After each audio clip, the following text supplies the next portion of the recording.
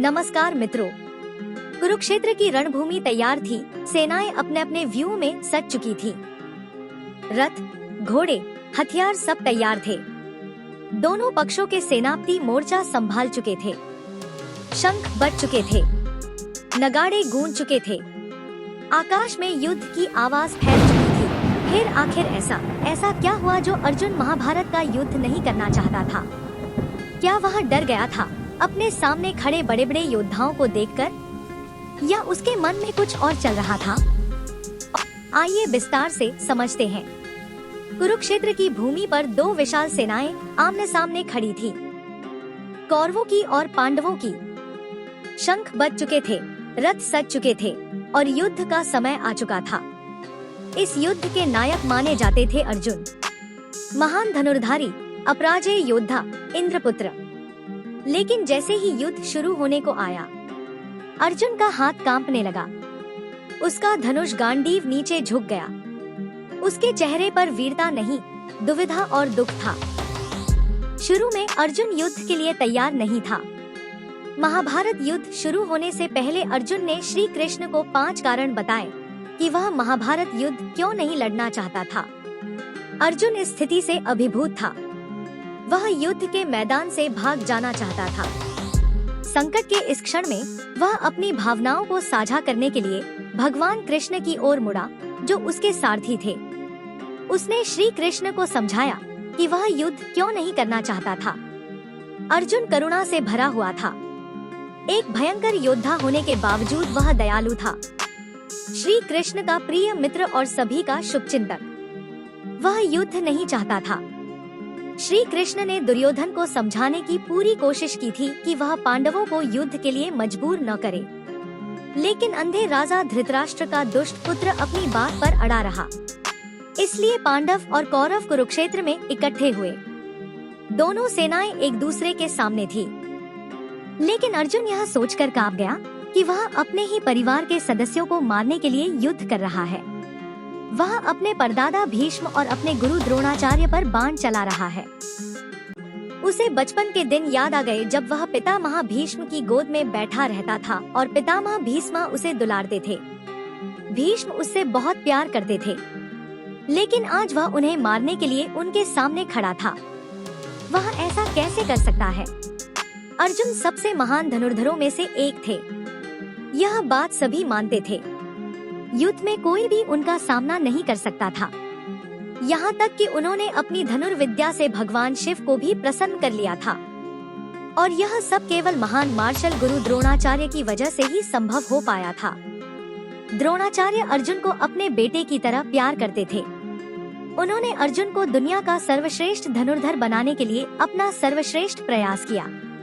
अर्जुन अपने गुरु के विरुद्ध कैसे युद्ध कर सकता है, जो उसके पिता के समान थे? 100 कौरव उसके चचेरे भाई थे। सभी बुरे नहीं थे। उदाहरण के लिए विकर्ण एक धर्मात्मा व्यक्ति था। उसके कई छोटे भाई थे और फिर दोनों तरफ हजारों सैनिक थे। उनका अपराध क्या था? वो अपनी जान जोखिम में क्यों डाले? उन्हें क्यों मरना चाहिए? इन विचारों ने अर्जुन के हृदय में करुणा भर दी। वह अपना संयम खो बैठा। वह अंदर से टूट गया।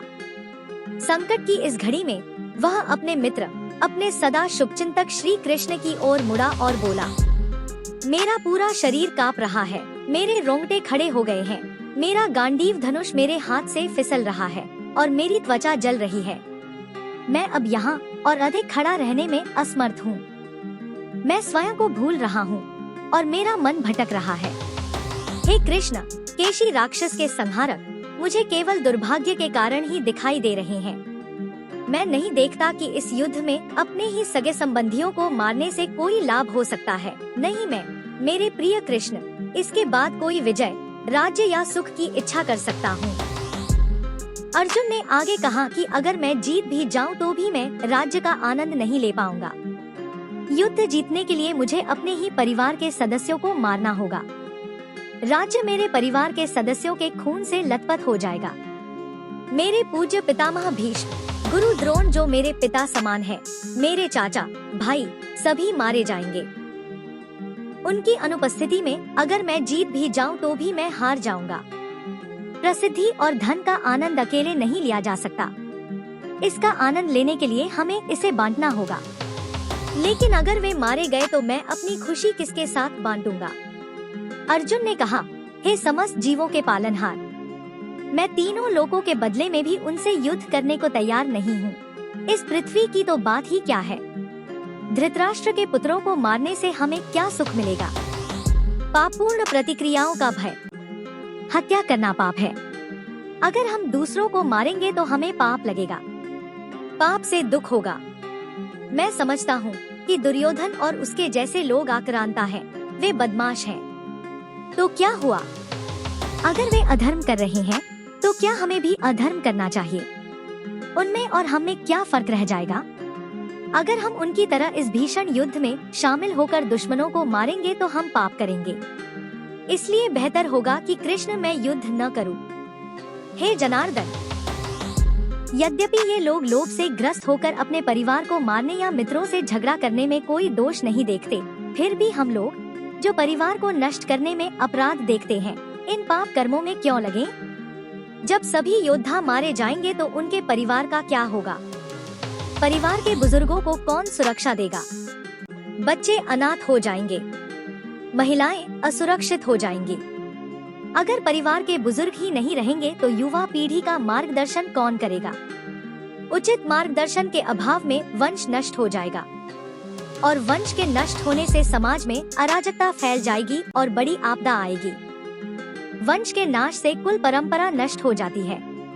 जब कुल परंपरा नष्ट हो जाती है तो परिवार के सदस्य अधर्म का पालन करने लगते हैं और जब अधर्म बढ़ता है तो परिवार की स्त्रियां दूषित हो जाती हैं।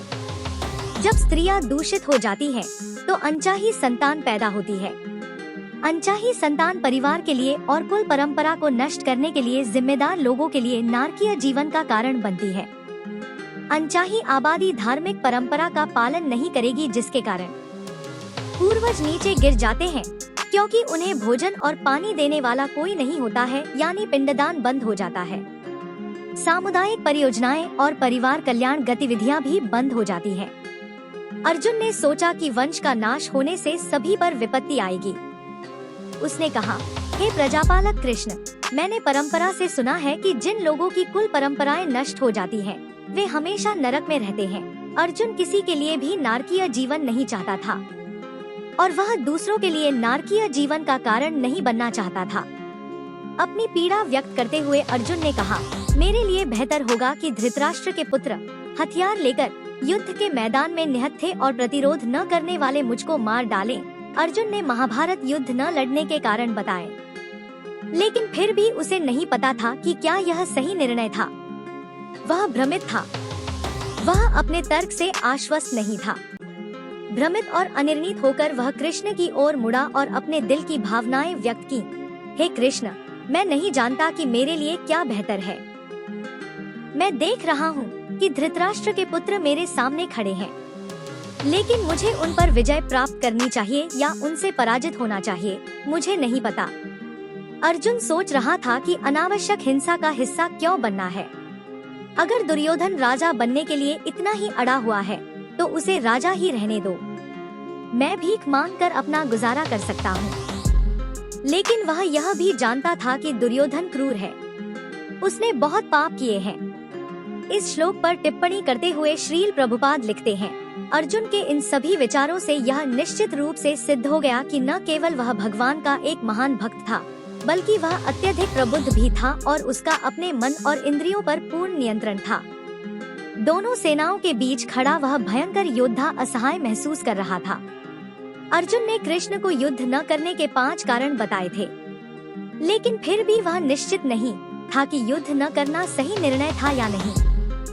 वह सही निर्णय लेने में सक्षम नहीं था। कुरुक्षेत्र के युद्ध के मैदान में सबसे शक्तिशाली योद्धा अर्जुन ने कृष्ण की शरण लेने का फैसला किया। उसने कृष्ण से विनती की कि वे उसके गुरु बने और उसका मार्गदर्शन करें, जो अब उसका समर्पित शिष्य था।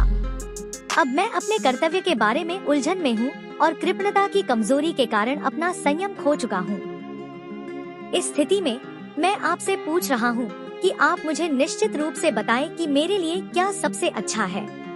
अब मैं आपका शिष्य हूँ, और आपकी शरण में एक आत्मा हूँ। कृपया मुझे निर्देश दे। अर्जुन का युद्ध से पीछे हटना डर या कायरता नहीं, बल्कि एक आध्यात्मिक प्रश्न था। क्या किसी को मारना सही है, भले ही वह अन्यायी क्यों न हो? अर्जुन एक योद्धा था, लेकिन वो हृदय से भावुक भी था।